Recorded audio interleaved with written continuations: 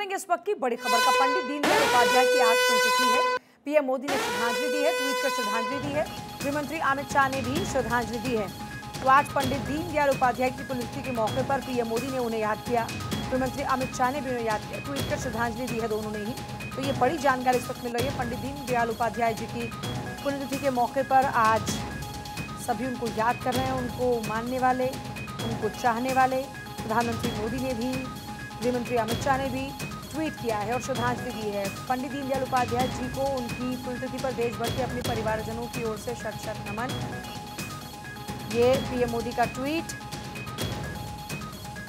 तो लगातार ये तस्वीरें आप देख रहे हैं। फिलहाल पीएम मोदी का ट्वीट है, साथ ही साथ गृहमंत्री अमित शाह ने भी ट्वीट किया है। पंडित दीनदयाल उपाध्याय की पुण्यतिथि के मौके पर उन्हें याद किया।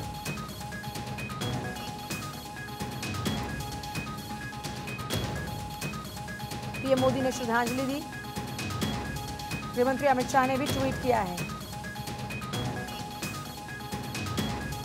तो ये बड़ी जानकारी इस वक्त पंडित दीनदयाल उपाध्याय की पुण्यतिथि के मौके पर उनको याद किया जा रहा है।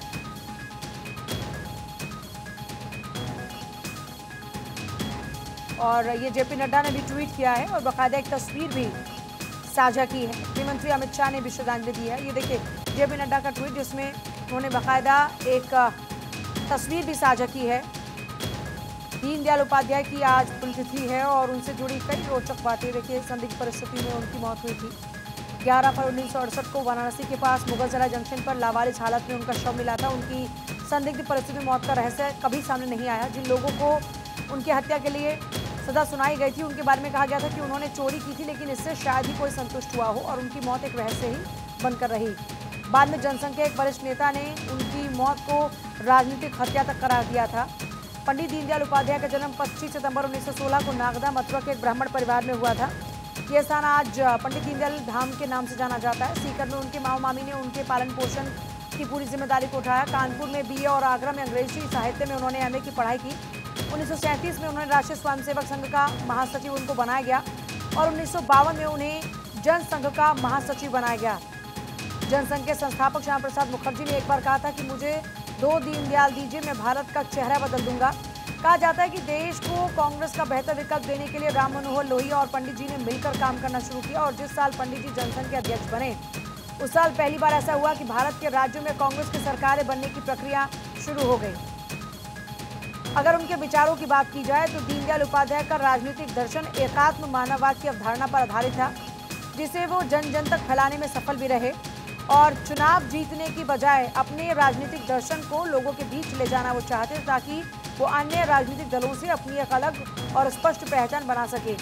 उनका मानना ये था कि समाज निर्माण से ही राष्ट्र का निर्माण हो सकता है और देश में भारतीय मूल्यों पर आधारित सामाजिक, आर्थिक और राजनीतिक संरचना के निर्माण के समर्थक में थे। ये सोच बहुत प्रभावी रही, जिसमें कई कार्यकर्ताओं को बहुत महत्व दिया गया। आज देश में सबसे मजबूत कार्यकर्ता संगठन वाली भाजपा की सफलता का कारण भी यही माना जाता है। राजनीतिक विशेषज्ञों का मानना है कि जनसंघ को पंडित दीनदयाल उपाध्याय का अधिक समर्थन मिलता तो वो निस्संदेह देश को कांग्रेस का एक मजबूत विकल्प देने में सफल होते, लेकिन ऐसा उस वक्त नहीं हो पाया।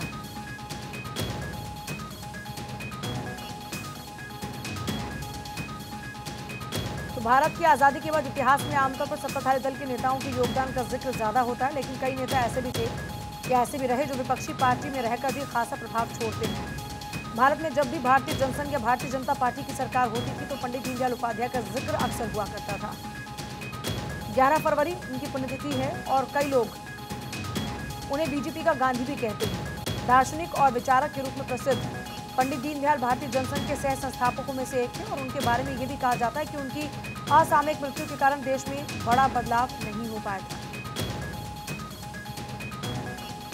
दीनदयाल उपाध्याय जी के बारे में जितना कहा जाए वो कम है, क्योंकि हम सब लोग सार्वजनिक जीवन में हैं। कोई राजनेता होता है, कोई विचारक होता है, कोई संगठक होता है, लेकिन दीनदयाल उपाध्याय जी 3 in 1 थे। सब कुछ का समावेश उनमें था। जहां राजनेता बनने की आवश्यकता पड़ी वहां वो राजनेता के रूप में दिखे, जहां पार्टी को विचार देने की आवश्यकता पड़ी तो विचारक के रूप में दिखे, और जहां संगठनकर्ता के रूप में दिखे तो वहां कुशल संगठक के रूप में दिखे। तो ये हम सब लोगों को देखने को मिलता है। बहुत कम समय में उन्होंने पार्टी को बहुत आगे ले जाने में सफलता भी हासिल की और बहुत महामंत्री के रूप में उन्होंने पार्टी को विकसित किया। साधारण स्वभाव के, सिंपल स्वभाव के, लेकिन बहुत गहरी सोच रखने वाले और भारतीय रीति, नीति, संस्कृति में अपना अर्थ चिंतन क्या होता है, विकास की रास्ता क्या होता है, विकास का अर्थ क्या होता है, ये सारी चीजों को उन्होंने अपने संस्कृति के साथ, अपने रीति नीति के साथ जोड़ते हुए वर्षों के जो हमारे लोगों के तजुर्बे थे उसको अपने साथ आत्मसात करके उन्होंने इस बात को आगे बढ़ाने का प्रयास किया।